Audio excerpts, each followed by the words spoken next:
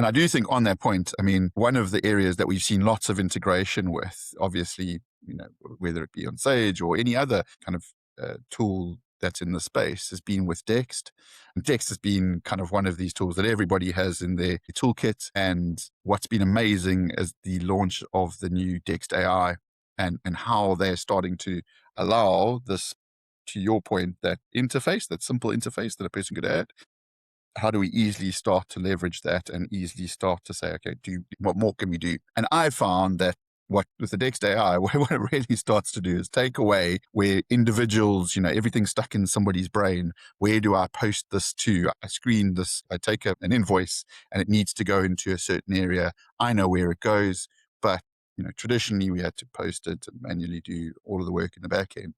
That's now starting to become done by AI, which is amazing, but also more importantly, makes this kind of intuitive interface that we keep talking about. So if you can go in through an example, Barclays, and get into Sage and see where you are, you could start to say, okay, well, any of my invoices I immediately want to post, directly. And it just, again, the intuitive nature, the focus on a user and how we make that really, really clear is clearly where they're all going. I've just loved, though, Dext as a tool is something we've seen obviously across our toolkits globally, and I think it's awesome in tech.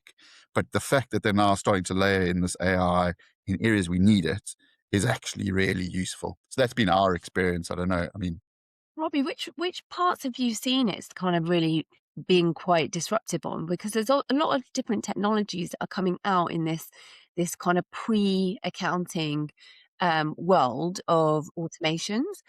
And I guess, like we just said, we've just said about QuickBooks and it's got its AI, but it's more at the SME layer, which is helping in the kind of categorizing of transactions, the scanning receipts and cleaning things up. But Dex is like, it seems much more at the practice layer, I guess, capturing that firm level judgment and scaling it across clients. So how is that going to help you with that? well, I think the big thing for us is, again, there's certain simple transactions that, are pretty standard. We know how they should be processed. We know kind of standard operating procedures that we follow on those. And this just allows us to codify those, not to just rely on individuals to do it, but to start to actually automate that process and look at real opportunity for clients to see benefit.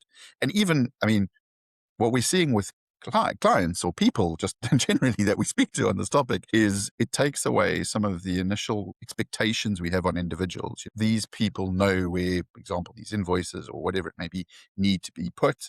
If we can start to codify that, then it gets away from being based on a person sat in a desk doing a piece of work, and it gets to, okay, well, this is the consistent process that we follow, and automating that process. Again, there's lots of ways we probably would have done that in the past, but this just makes it easier, and it's embedded into the process, the ways of working and the processes that we already have, I think. Very clever. Correspondent from the north. What do you think? I really like this kind of implementation that we're seeing from Dext, particularly because this is the ideal thing that people want from a business tool, is this like ultimate personalization. And fundamentally, that's what Dext are offering with this tool, is the ability to say, just because I'm in this particular industry doesn't mean that I want to build my accounts out in the same way as a competitor, because I've got a different way of analyzing my information, and learning from the history and applying that consistently, I think is really cool.